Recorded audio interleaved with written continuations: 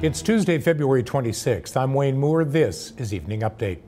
At the top of the news, a deep fault line at the Highway 97 slide north of Summerland has caused crews to push the reopening timeline to next week. And even then, the road may only be partially open out of caution. Castanet's Chelsea Powery tells us why. This is what's left of the Highway 97 slide that caused so many headaches for commuters and travelers alike in early February. 13,000 cubic meters of material has already been removed, more than twice original estimates, with much more to come. We've learned that this failure is quite a bit deeper than we originally expected and hoped. So we're now estimating about 27,000 cubic meter materials is what the slide is made up of. So we're continuing to haul. We're making really good progress hauling. Still no exact date for when the highway will reopen, but they hope early next week. Crews will be monitoring the area closely as the weather warms. We do plan to have the southbound slow lane closed for a period of time, and that is because we've been so cold for so long. We'd like to see how the slide responds to some changing weather patterns. So as it gets a little bit warmer, maybe some precipitation, just for cautionary purposes. So we see how it reacts, and then that'll also help us to determine what sort of other mitigation strategies we might have to do. For Castanet in Summerland, I'm Chelsea Powery. One of two men wanted in connection with the murder of Jason Glover in Kamloops has been arrested. Hugh Alexander McIntosh was nabbed without incident in Langley Tuesday morning.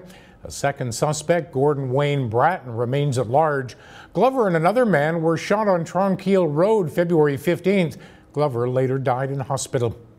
The SPCA has concluded a puppy allegedly abused by a man on the trail to Paul's tomb in Kelowna on the weekend was not injured, and the file has been closed. A woman says she saw a man pick the puppy up and slam it to the ground. However, the man in question told Castanet News it was a trust-building drill. He says he picked the pup up by the scruff of the neck and put her over, pinned her, and said no after she ran off into the woods.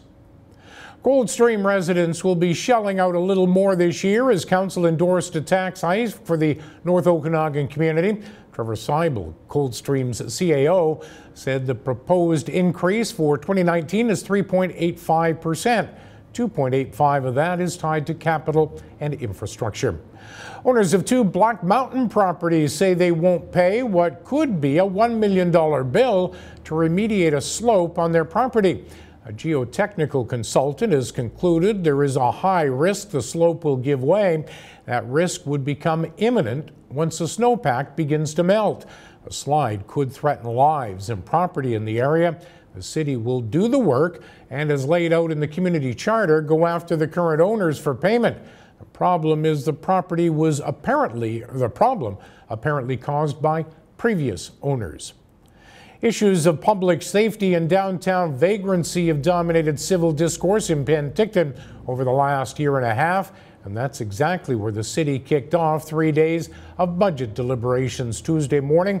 City staff have proposed a 3.6% property tax increase to cover 2% of inflation and increased spending on bylaw, RCMP, and additional staff. Council has approved hiring 2 more full-time bylaw officers and a shared bylaw RCMP space downtown. All of the Vernon School District's 5 high schools are graduating students above the provincial average. Vernon Secondary School has the highest graduation rate according to school district data from 2017-2018 at 96%. That's followed by Clarence Fulton at 95% and Kalamalka at 93%. Charles Bloom and Lumbee and W.L. Seton are also at or above 90%. The provincial average, slightly less than 88%. The Provincial Auditor General is giving BC Corrections mixed reviews in a progress audit stemming from a 2015 report which questioned inmate safety and overcrowding. Carol Bellringer's most recent audit found the correctional agency implemented 3 of 8 recommendations and is working on 2 more. A new program has been developed for female inmates, and body scanners are being used to address contraband coming into the jails. New living units have also been established for those inmates with substance use issues. Oliver Town Council is sending a formal request to Parks Canada. They're asking for a referendum on the proposed South Okanagan National Park Reserve. Mayor Martin Johansson used his powers under the community charter to bring the matter back before council Monday for a second vote after the first failed as a tie with an absent councillor. It's almost the end of February and it's still cold outside. Well, Kelowna is on pace for its coldest February on record, and Penticton is about to claim its second coldest month.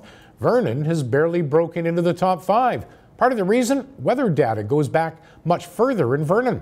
Vernon's records date back to 1901. It hasn't broken a single record this February.